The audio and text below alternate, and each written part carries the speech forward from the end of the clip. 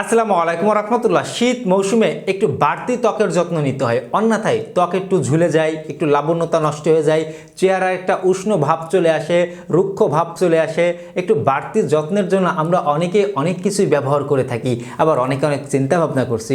আজকে আমি একটি সিরাম তৈরি করে ব্যবহার করতে বলবো। নিজের হাতে একটি সিরাম তৈরি করে ব্যবহার করবেন, যা আপনাদের ত্বকের লাবণ্যতা উজ্জ্বলতা বৃদ্ধি করতে, এই শীত মৌসুমে ত্বকের টান টান ভাব ধরে রাখতে, একই সাথে আমাদের ত্বকের উজ্জ্বলতা বৃদ্ধি করতে আর অল্প বয়সের বয়স্ক চাপ দূর করতে দুর্দান্তভাবে ফলাফল দিয়ে থাকবে। সম্পূর্ণ ভিডিওতে জানতে পারবেন। চলুন আমাদের মূল আলোচনায় ফিরে যাওয়া যাক। প্রথমেই বলতে চাই, আমার প্রত্যেকটি ভিডিও মেডিকেল থেকে তুলে ধরা হয়, অবশ্যই শিক্ষণ হিসেবে দেখবেন। এই শীতে আমরা ত্বকের টান টান ভাব ধরে রাখতে একটু খাবারের দিকেও কিন্তু আমাদের নজর দিতে হবে।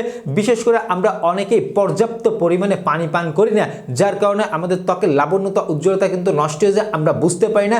গরমের থেকে তুলনামূলক পানি আমাদের কম পান করা লাগলেও আমাদের অনেকেরই রয়েছে যে এই শীতের মধ্যে খুবই প্রয়োজনীয়, খুবই খাবারের সময় স্যার আমরা পানিই গ্রহণ করছি না। এই ভুলটা করা যাবে না। অবশ্যই আমাদের পর্যাপ্ত পরিমাণে পানির প্রয়োজন রয়েছে।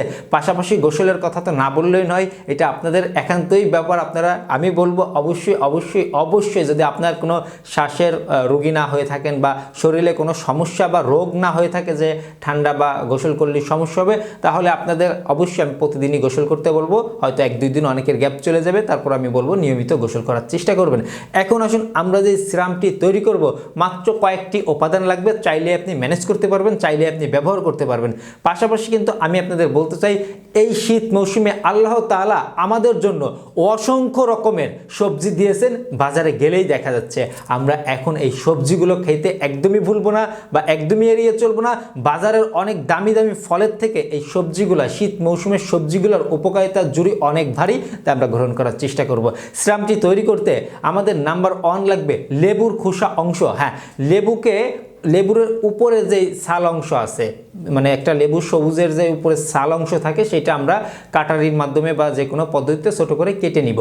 এইটাকে আমরা 1 থেকে 150 গ্রাম পরিমাণে তেল নিব। এখানে আমরা কোকোনাট অয়েল বা নারকেল তেল নিতে পারি, আমন্ড অয়েল বা বাদামের তেল নিতে পারি, অলিভ অয়েল বা জলপাইয়ের তেল নিতে পারি। এই তিনটির যে কোনো একটি তেল আমরা 100 থেকে 150 গ্রাম পরিমাণে তেল নিব একটি লেবুর খোসা অংশের সাথে।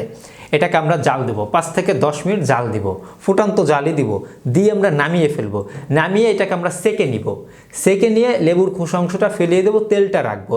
এর ভিতরে আমরা ফার্মেসি থেকে ভিটামিন ই ক্যাপ কিনে আনবো।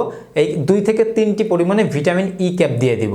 তার ভিতরে আমরা ওই একই ফার্মেসিতে আপনি গ্লিসারিন পাবেন, যেটা আমাদের ত্বকে ব্যবহার করা যায়। সেখান থেকে একটি গ্লিসারিন নিয়ে আসবো। সেই গ্লিসারিন আমরা 3 থেকে 4 ফোঁটা গ্লিসারিনের ভিতরে দিব, দিয়ে মিশিয়ে আমরা এখন রেখে দিব। রাখার জন্য আপনার ছোট তেলের শিশি বা এয়ারটাইট জার বা যে কোনো কিছুই রাখতে পারেন, রেখে দিব। আমরা প্রতিদিন রাত্রে তেল বা ক্রিম আপনারা সম্পূর্ণ মুখে যেভাবে ব্যবহার করেন, একইভাবে এই সিরামটি আপনারা ব্যবহার করবেন। রাতে ব্যবহার করে রেখে দিবেন, সকালে ধুয়ে ফেলবেন। দেখবেন আপনাদের ত্বকের সৌন্দর্যটা চলে আসছে, লাবণ্যতা বেড়ে গেছে। বিভিন্ন ছোটোখাটো দাগছোপ থাকলে এটা অনেকটা চলে গেছে। অল্প বয়সের বয়স্ক একটা ছাপ দূর হয়ে যাবে।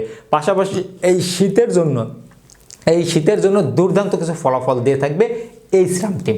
আশা করি ইনশাল্লাহ ব্যবহার করবেন। সকলে ভালো থাকবেন, সুস্থ থাকবেন। ধন্যবাদ সবাইকে।